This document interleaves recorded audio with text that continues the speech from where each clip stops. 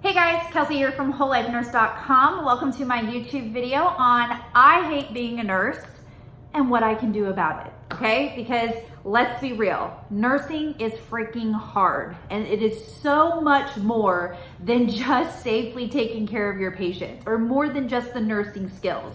And in my honest opinion, my whole platform is built around serving nurses and helping them create careers and lives that they love with less stress, more money, and better health. And I've identified that it's not actual nursing, the nursing role that makes people hate their jobs. It's everything that comes with it. The toxic environment, the toxic cultures, the controlling managers, the controlling charge nurses, coming in and feeling like you're walking on eggshells, dealing with the toxic Terrys, I like to call them. Those are the people that when you give report or you interact with them, you don't know what you're getting, and they're bullies or they're mean or they're inappropriate.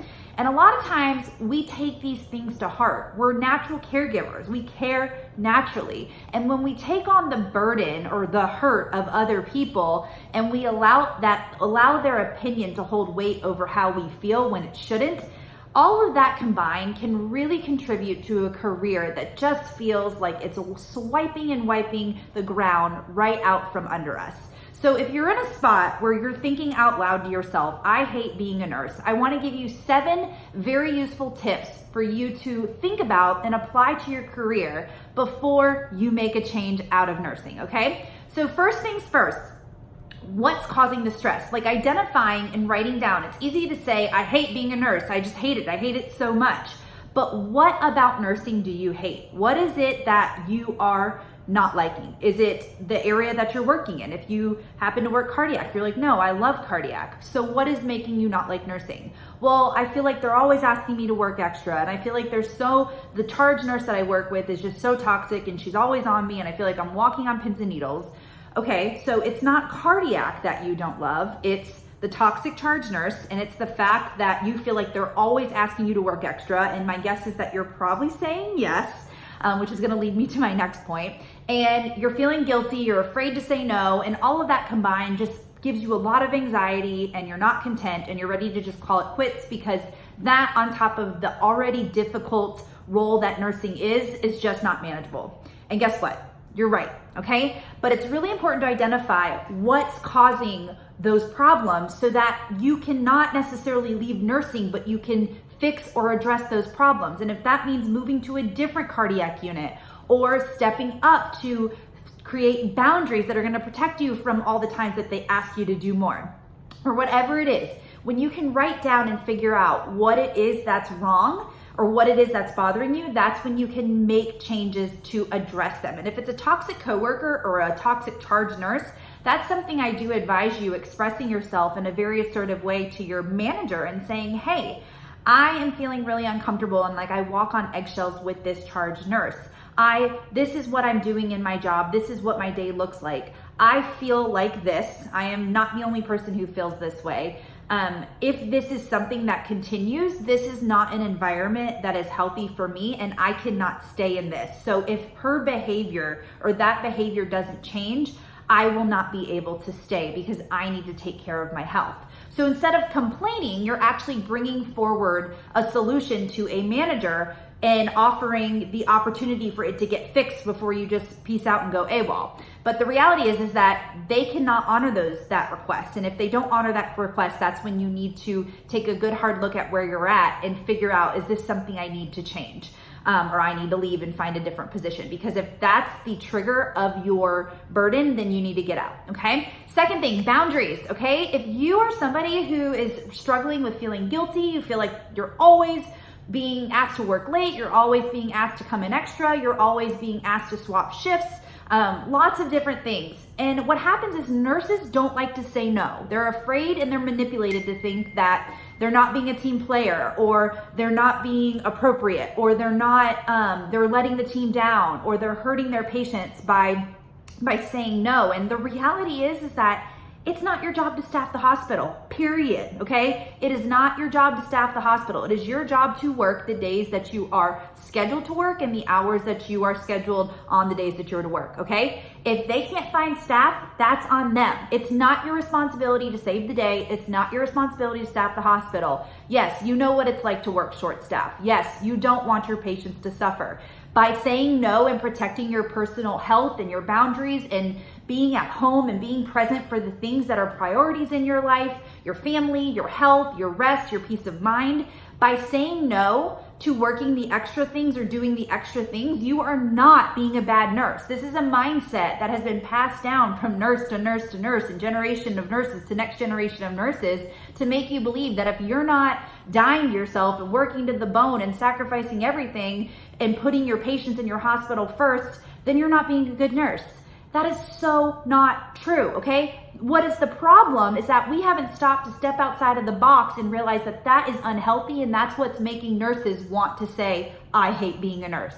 Take care of yourself, create healthy boundaries. If you don't have healthy boundaries or you don't know what nurse boundaries are, you need to go over to wholelifenurse.com and click courses and check out the Healthy Nurse Boundaries course. It will change your life, okay? So starting to say no and not feeling bad or guilty, and when you can define what your yeses are, I teach all about this in my course, you are going to have a happy and healthy career, okay? Next thing, go part-time or PRN or part-time plus a PRN. This is something that nurses don't even think about. We're so caught up in the mindset of, I'm not a real nurse if I'm not slaving away at the bedside, okay? And don't get me wrong, working at the bedside can be a really rewarding position. I worked there for 4 years of my career, but I know that it's one of the hardest positions out there. It is the hardest position as a nurse, hands down.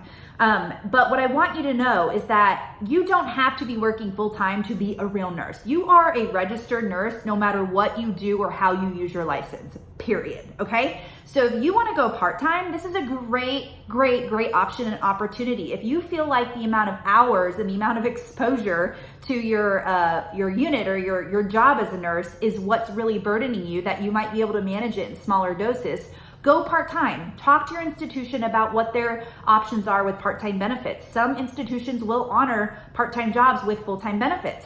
And guys, benefits are negotiable. Benefits are not declared by the state. They're actually made by your hospital. So you can negotiate and say, hey, I'll take a lower pay cut for full-time benefits. And you can go make up that pay cut, that $2 pay cut, by working a PRN in a less toxic environment and still get your full-time benefits. And even if you have to go to part-time benefits and it's an extra $100 a month, you got to kind of say, is that $100 a month worth my peace of mind? Like, can I make that money up so long that I have protection and benefits? Can I make that money up, and would it create a healthier life for me? So you have to look at what works for you, okay? And there are lots of other alternative health share and insurance options out there. Again, sometimes things are gonna be more expensive and we're so quick to say, oh no, it's too expensive, I can't do it.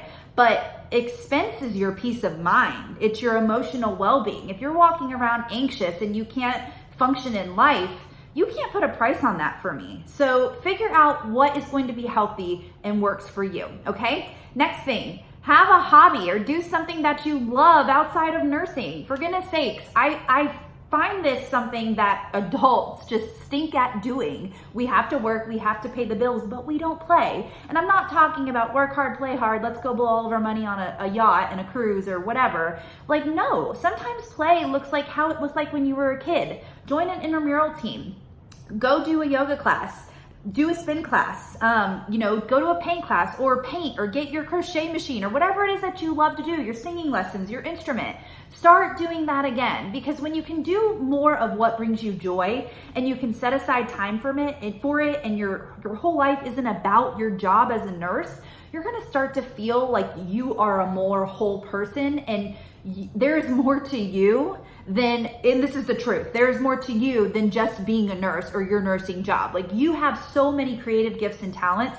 Go do the things that give you life and that fill up your cup, okay? Because if nursing is just pulling and pulling and pulling, and you don't have healthy boundaries, you suck at saying no, you're in a toxic environment, and you're just giving your all to this system that is sucking the life out of you, you gotta stop it. You gotta go find what gives your life more joy, and you gotta do more of it, okay?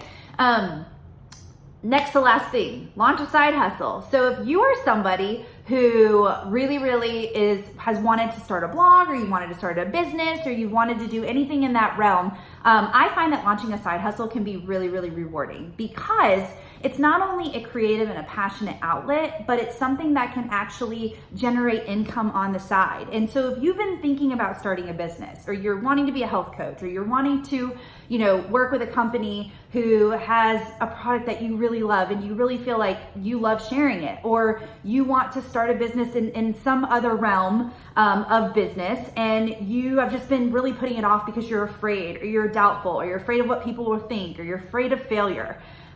First of all, I want you to know that those are all really normal thoughts, and nothing is going to come easy that is going to be worth it. And I know that that's a really cliche quote. And another quote that I don't like is that if you love what you do, you'll never work a day in your life, because that is not true. If you love what you do, you will, or if you work hard doing what you love, you will enjoy your life better, because you will always work hard, even if you love what you do when it comes to growing a business. So it's not just this easy, like, oh, I love what I do and everyone loves what I do and I'm rich. It's not like that. It is hard work to grow. And it's why I launched my Heart and Hustle membership group for nurse wellness entrepreneurs.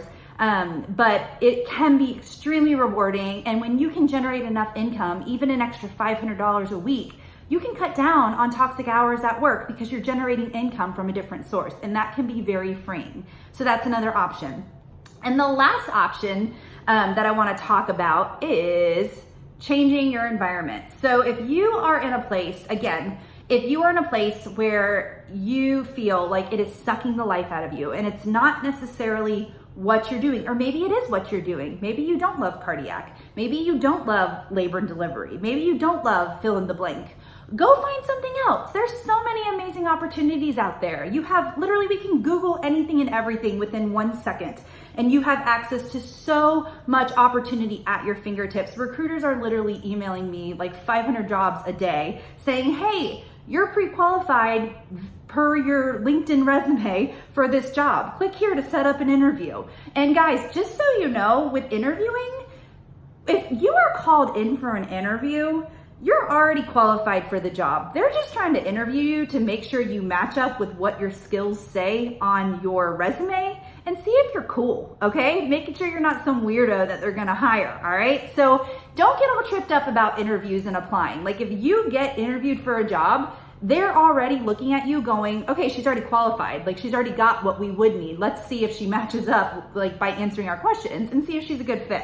That's all it is, okay? So don't sweat that process. So make sure you guys just think about all of these tips and how that can apply to your career as a nurse and where you're at right now. So I know that nursing can be burdensome. I know that it can be toxic. I know that it can feel like it's sucking the life out of you, but sometimes if we just shift our mindset and we change a little bit in our lives related to what we're doing, it can be a game changer and it can free you up. So go ahead and check out my blog over at wholelifenurse.com on this. I hope this helped. Drop a comment or a like, or subscribe to Whole Life Nurse if you like what you see.